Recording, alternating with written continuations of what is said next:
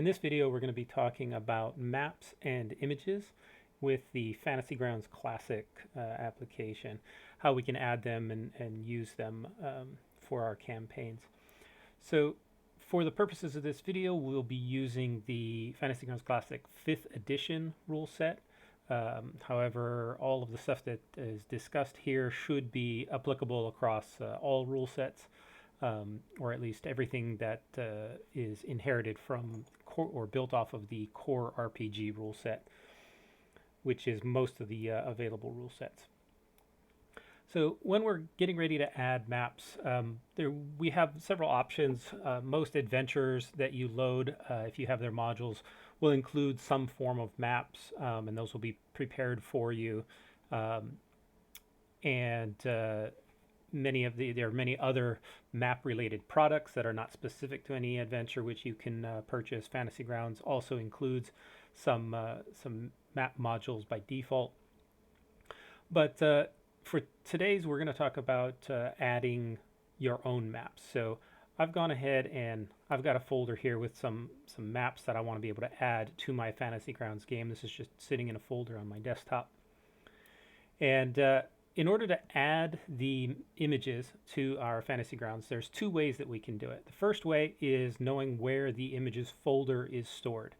So the easy way to get that is to open up your Images and Maps window here. This is just labeled here as Maps. And up here in the top left, we have the Folder button. So if we click the Folder button, this will open up a folder here in your operating system. In this case, Windows Explorer.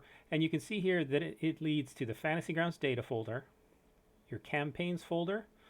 This is the folder that contains this specific campaign. In my case, my campaign is named Recording for 5e. And then in there is an images folder. If we step up one, you can see it has all of the campaign files and everything related to this particular campaign that I currently have loaded. But in there is an images folder. And if we want to add a map to Fantasy Grounds, we can do so simply by copying the files to there. So if I take this Devil's Bay and I copy it to there, I close this folder and click here once, and you can see it's now imported that file into my game. So I can open it up and I can access that map.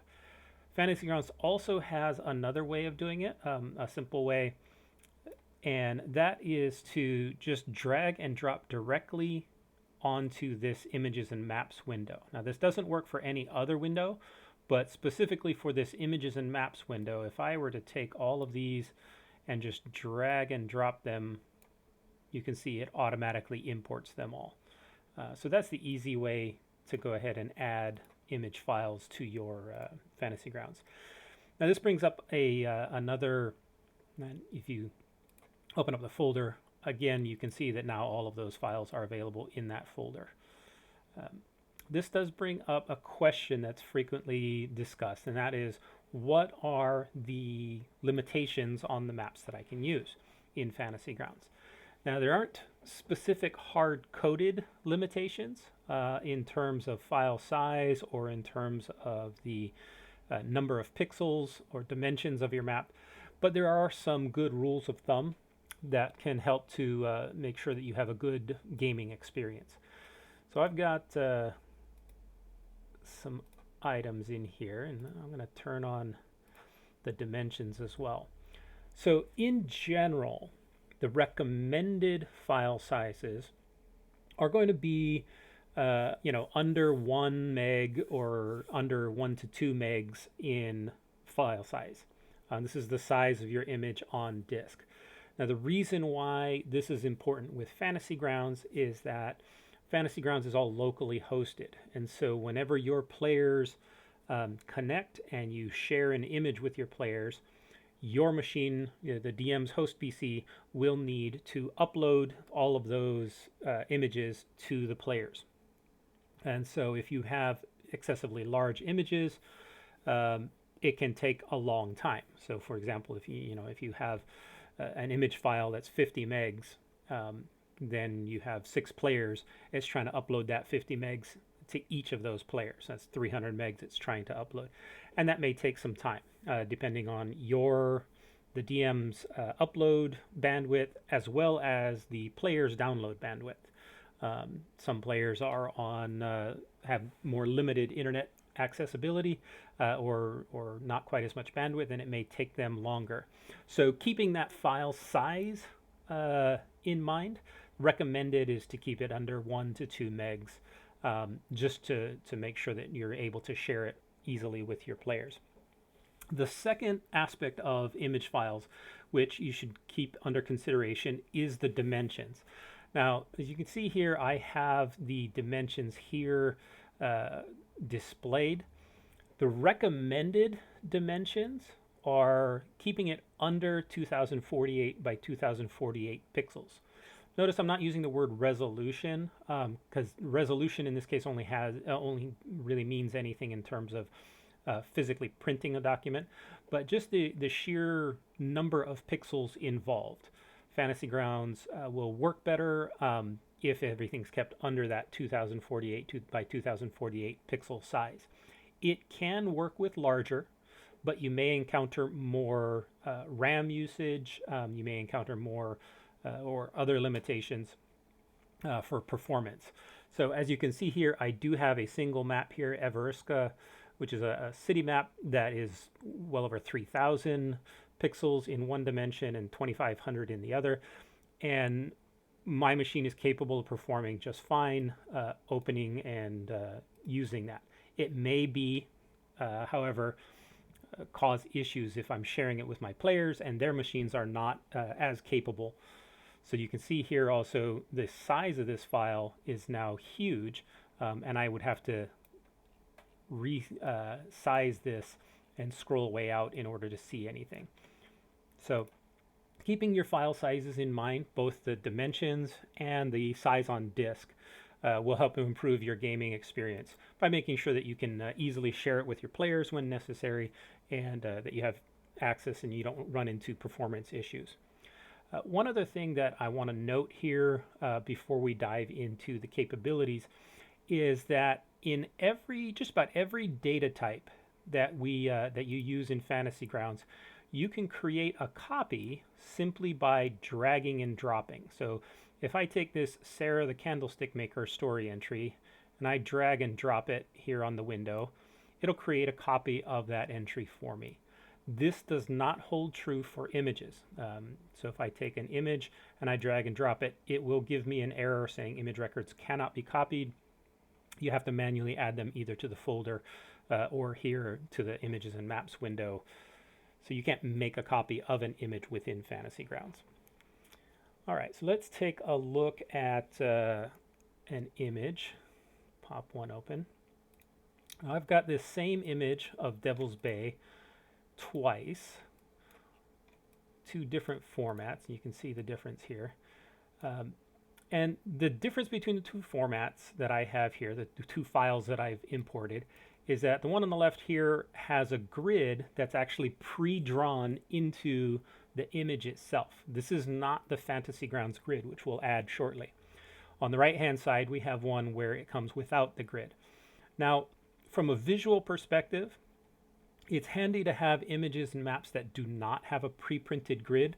This makes it more visually appealing, especially when we add the Fantasy Grounds grid, which will overlay on top of the map.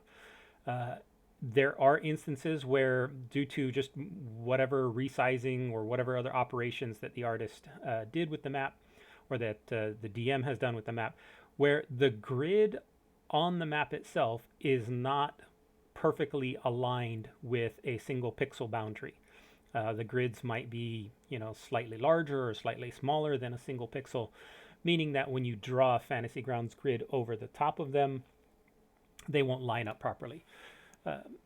The Fantasy Grounds grid will not be able to align with the grid that's pre-printed in the background. Now, there are ways to get around that. In a future video, I will be going over the Map Align tool, which will discuss ways that you can fix images like that.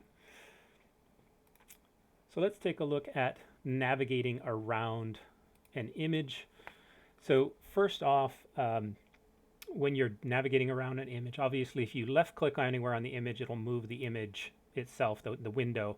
If we middle click, that allows us to scroll around, and if we use the middle mouse button, we can zoom in and out. So this is a common way to navigate around an image. We can increase the size of the window to go up, down, left, right. We can control that. There's another way of easily adjusting the window size to fit exactly what you want, and that's to hold the control button down rather than trying to control the size here and grabbing the corner and adjusting the size.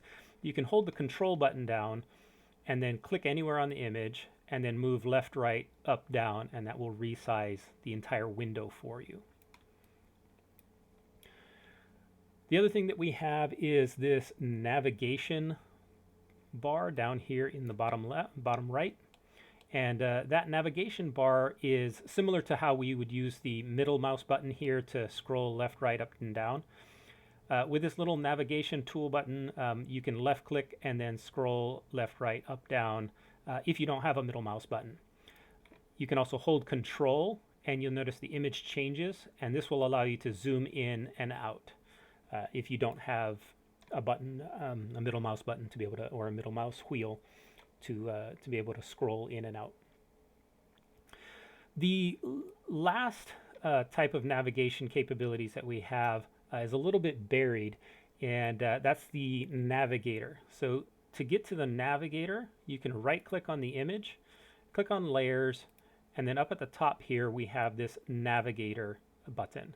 By clicking on the navigator, it opens up a window or a view of the entire map. And that entire map, then you can go ahead and click anywhere on that map and it'll zoom to wherever you've clicked. So that's a quick way to jump around to a specific location on the map.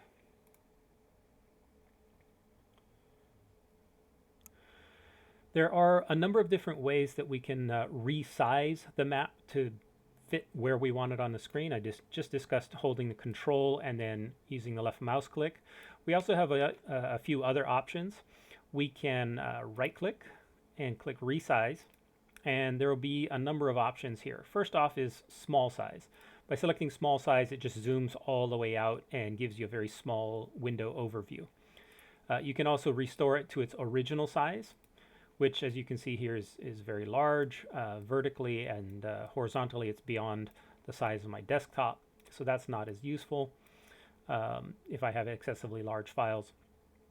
One very handy feature is the ability to resize just a single dimension and auto-adjust and maintain the other dimension. So for example, if I have an image file that I want exactly vertically to be just exactly this height, but I want to adjust the width to automatically so that it shows me the entire map. I can do that by right clicking, going to resize again, and I have this adjust horizontal and adjust vertical. So if I want to keep my vertical size and I adjust the horizontal, it will automatically adjust the width of the map to allow me to see the entire thing as it's zoomed out. And I can do the same thing if I say I want it exactly this wide, and I go to resize and I can adjust vertical and it'll adjust the height, maintaining the same width. So these are ways to precisely control the size of your windows and get those set up so that they're convenient to use.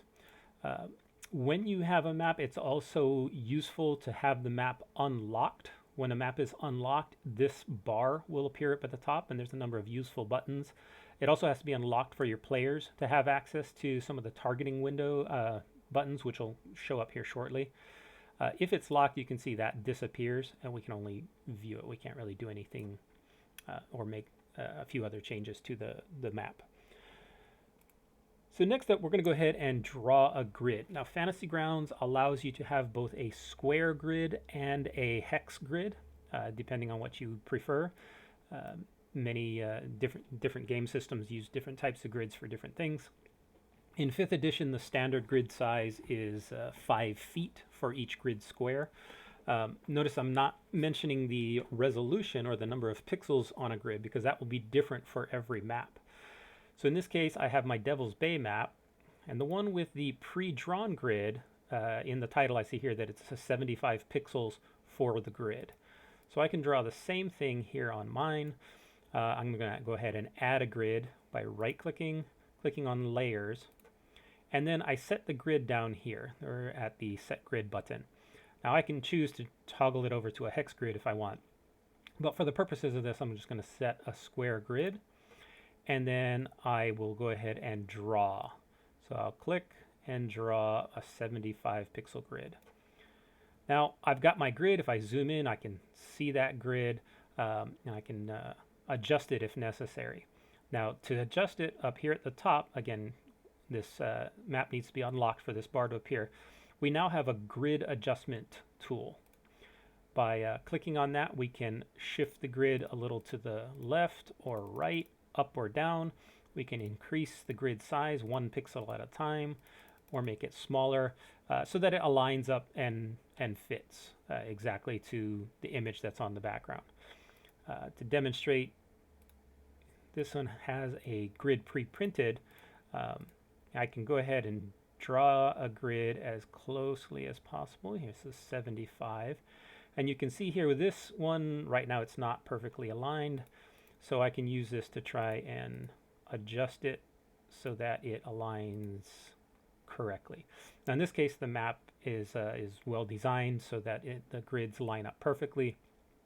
But it may be possible that I get grids that are slightly off, let's say, so this is 1 pixel larger. So it looks like it aligns here, but the further away you get, the further off from the pre-printed grid it gets. And so it just requires you to add or subtract or manipulate the grid in order to try and line it up as best you can.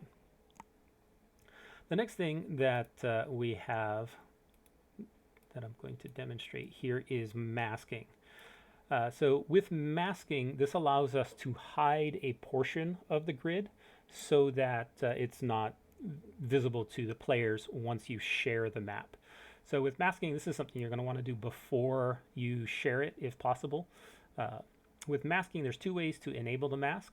You can right-click, go to Layers, and click Enable Mask, or you can just click on the mask button up here. If there's no mask at all, it will automatically turn on the mask for the entire map. Now you can see here that it's lightly grayed over. From a player's view, this is now completely hidden. They will not be able to see anything. With this button checked, we're now in mask mode. So rather than navigating around the window like it was before, now if we left click and drag, it draws a red rectangle, which will then reveal the selection that we've drawn. If I hold the Shift button down, then it allows me to freehand draw an area that I want to reveal. And it takes a second, but it will calculate and then reveal this to the players if the map is shared. If you decide you want to re-hide a particular area, you can hold down Control and then draw a rectangle. You notice the rectangle is now blue, and that will actually go ahead and hide the areas again that you wish. We can exit out of mask mode and continue to play on the map and do all of the other things, moving it around. And then when you re-enter mask mode to be able to continue to reveal. So we can go in and out as much as we would like. If you at some point decide you don't need the mask anymore, you can erase the entire mask all at once just by right-clicking, go to Layers, and going Delete Mask. And that will go ahead and confirm it, and that will remove the mask from the entire map. So now that we've talked about masking, now I want to talk about sharing the map with the players. So once you've got your map masked appropriately, you've got the rooms hidden, and you're ready to share it with your players, you can do so by right-clicking, clicking on the Share icon, and then you have several choices here. If you are in the middle of a game, you're just going to want to click Share Sheet, and then that will immediately begin sharing this image with all of the players that are currently connected. If you have a number of maps, or if you want to try to limit the downtime with that it'll take with players, downloading the maps, the waiting time, you can mark images as preloaded. So clicking on this web symbol, preload image symbol. This causes the map to be shared with the players. As soon as they connect to the DM's table, they will begin downloading those images. So those images will already be, hopefully, fully downloaded before they're necessary to be used in the game. This is a great way if you have players that have a slow download speed, or if you have a DM with a slow upload speed. It just gives you a little bit more time for that downloading to process before you actually need them in game. Now, when you do that, it does share the map with the players, so they will be able to see everything that's on the map. If you do not want the players to have access to the image itself, but you do want it pre-shared, it's easy enough to just set a mask. And if you don't want the players to have any meta information about the map, you can mark the map as unidentified. By setting it as unidentified, the players will just see it as unidentified map, and with the mask fully set, it's fully covered. So you can share all of the images you would like, and the players will not have any information about it. This is for situations where you have something like a Tower of the Mad Mage, and you don't want the players to know that there's a Mad Mage in the tower or anything about the tower because you're not ready to reveal that yet. So you can mask it and unidentify it and just share it, and when you're ready to reveal, you can remove the mask or remove the unidentified status. A couple of other features we have here. Let me go ahead and delete the mask again. A couple of other options we have here on our layers, or not layers, on our sharing, is the sync client view and lock client view.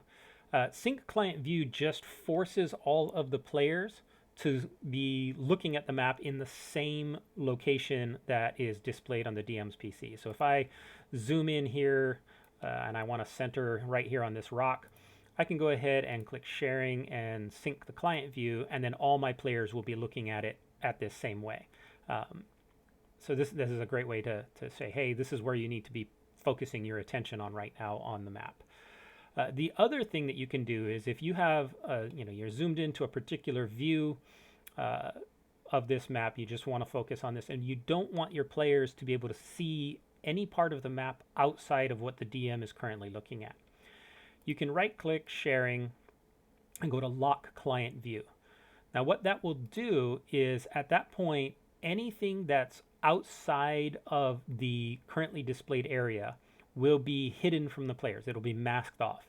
So they'll see what the DM sees, but if you zoom out, you can see here on the DM client, there's now this faint gray rectangle. Anything outside of that, the players will not be able to see. Even if they move around the map, even if the mask is not there, it will be hidden from the players. So we'll go ahead and unlock the view. On our map, sometimes we want to be able to call out information. We want to be able to draw, for example. We do have some basic drawing tools. We have a drawing mode that we can enter by clicking on this little pencil symbol. And once we do, we have access to a basic black pencil drawing capability. Now, there isn't any other features. There's no filling, or you can't fill or change the color of the pencil or anything like that. But you do have some basic, if you need to draw an arrow or circle something, you can do that. And then to erase, we click on the eraser mode, and you just circle the element, and it will go ahead and delete whatever you've circled. So that's the basics for drawing. There is a more useful mode or way of calling out information, and that's the use of pointers. Now, in Fantasy Grounds, there are two different kinds of pointers. There are persistent pointers and temporary pointers. So let's go over persistent pointers first.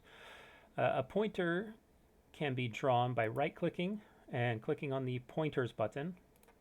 And then you have a choice of 4 different kinds of pointers. Your default arrow, a square, a circle, and a cone. So by selecting an arrow, we can draw a start and end point for our pointer. And you'll notice it does calculate the distance for me. I can also grab the little squares at the ends, and I can reposition it as necessary. The origin one will move the entire thing, and the end point will move the angle will adjust the angle and distance of the line, so I can make it shorter or longer as necessary. One other thing you'll notice about the pointer is that the color used for the pointer is the same as your dice color. So this is handy if each of your players has a different dice color. Their pointers will be displayed differently, so you can see who drew which pointers. To delete a pointer, you just right click on the pointer, go to pointers again and remove this. Or if you want to delete all pointers, you can remove all the pointers from the game. When drawing a square, you can either start in the center of a square, or you can start at the intersection if you're going to be drawing larger squares. Just depends on the number of or the size that your final square is going to be. And it'll calculate out the length of each side for you. Same thing with a circle.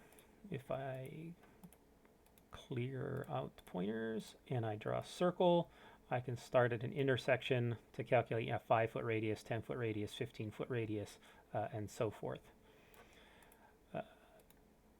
And a cone just allows me to draw a cone and see the area within that cone. So those are the persistent pointers. Now I call them persistent pointers because you can draw them and they'll stay on the map. And you can draw multiple pointers and none of the previous pointers will disappear. However, we do have a second type of pointer, and that's the temporary pointers. And to draw a temporary pointer, we're going to use the left and right mouse buttons at the same time. And you just hold both down and drag. Now you notice it's drawn the default, which is an arrow. And as soon as I draw another one, the first one will disappear, which is why they're called temporary pointers. I can also use the control button to draw a circle to say, hey, my fireball hits here. All right, now I've got a circle of 15-foot radius. I can hold shift to draw a square, and I can adjust that, or I can hold alt to draw a cone. So I have access to the same kind of pointers, but these are temporary and they will disappear once you start drawing another one. All right, so we've gone over that. We have a couple more things that we're going to talk about, but to do so we need to add some characters, player NPCs. So in this case I have a couple of things on the combat tracker. Now, as is always the case with Fantasy Grounds, if you're going to be using the tokens in combat, then you want to add them to the combat tracker first, then to the map from the combat tracker, not the other way around. You do not want to try and add them directly to the map because then things won't work right. But we add them to the combat tracker first and then to the map. Now once I've added some characters to the map, I have a few additional windows or buttons available to me up here. And these are just some handy shortcuts when we're working on with tokens on the map. First up is we have our selection mode. So selection mode, normally when you want to move a token, you just grab the token and move it. In selection mode, we can draw a rectangle around a group of tokens, and then we can move all of the tokens at once. So this is a handy way, again, of moving groups or a bunch of tokens all at the same time. And then when we're done with that, we can just select a single one and then move just the single entry. These 4 tokens here are for targeting. They're for simplifying targeting. So if I select my player character, in this case is Centaur, the target mode button, similar to selection mode, allows me to draw a rectangle, and it will then target everything within that rectangle. So if you have a fireball, you can target, all 5 creatures all at once by drawing the rectangle around them.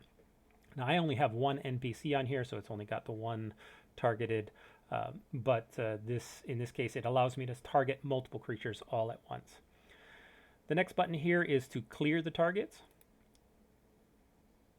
The third one is to target friendly units. Now, if I have another player character, then as a player character, if I click this button to target friendly units, it will target my other players. Basically, it'll target everybody that's the same color here as me. So in this case, you see I've got a green outline that indicates that I'm marked as friendly on the combat tracker.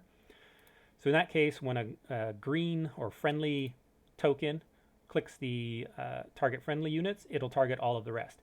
As an NPC, if I'm marked as hostile and I click target friendly units, it will target my fellow hostile units. So it's relative to you. As well as the next one, which is target enemy units. That's the inverse. As a friendly unit, if I click toggle enemy units, it'll target all of the enemy units. Same thing with the NPCs. If I target enemy units, it'll target all of the friendly units. So it's a simple way of targeting groups against you. And we can clear them out as well. Now, there's one other thing that I do want to mention now that we have some tokens added to the map, and that's regarding masking. So when we go ahead and mask our maps, and we'll move something here, you'll notice that the player characters tokens are drawn on top of the mask. So they'll be able to see their token wherever it is, regardless, whether or not the area is masked or not. The NPCs are drawn beneath the mask. So as long as the mask is covering their area, they will be hidden from the players. Players won't be able to see through that. Now, there is a simple rule for when a NPC will become visible to a player. And that is when the center square of that NPC is unmasked. So if I draw a simple unmasking and you can see the center of the square is uncovered, then that NPC will be covered. If I remask and there's just a little bit, I can in fact uncover a large amount of the NPC, but as long as I don't uncover that center, it'll still remain hidden and not visible to the players. So just be aware that it's the center point of the NPC that determines whether or not it's revealed to the players. So we'll go ahead and delete the mask again. And the last thing that I want to talk about in this video is locking tokens. So very often your players, very often when you're in the middle of a game, or especially in a combat type scenario, you don't want your players to have the freedom of just moving their tokens around wherever they want, because that can interfere with your plans. It can interfere with your ability to monitor whether or not they've triggered specific traps or some kind of a reactive ability of the NPCs. And so one of the options that we have is to lock the movement of the tokens. And we do that by right-clicking on any token on the map. So we can right-click on a token and mark Lock Tokens. Locking the tokens allows us to restrict the movement to our players. So when a player attempts to move a token, this doesn't restrict the GM. The GM has full range. But when a player attempts to move a token, instead of moving, it will draw a line showing the distance that it would be. Now, you can extend that. It draws only one segment at a time, but after the first segment is drawn, you can mouse over that little handle at the end and then continue moving that segment however you would like. And that will give you the final total movement. Now, as the GM, you then have to authorize the movement. This is very handy to say, hey, this mummy gets an attack of opportunity on you as you move past in the 5th edition rule set. Or you're going to step on a trap that you don't know is there, that sort of thing. So to authorize the movement, the GM will right-click on the token and click Accept Move, and then it'll automatically move.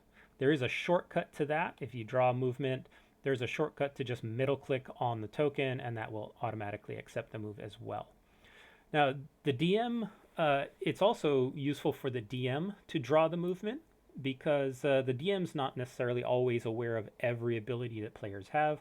So it's useful for players to be able to see the movement. This mummy is going to walk like this. So this player can say, hey, I have an ability that's going to react because he's too close to me. To draw a movement for an NPC, you'll use the middle mouse button rather than left click. With players, they'll just left click and draw. But for an NPC, you'll use the middle mouse button to draw the movement. and then same thing, middle mouse button to accept the movement. If you use the left mouse button, it's just going to directly move it without drawing the movement.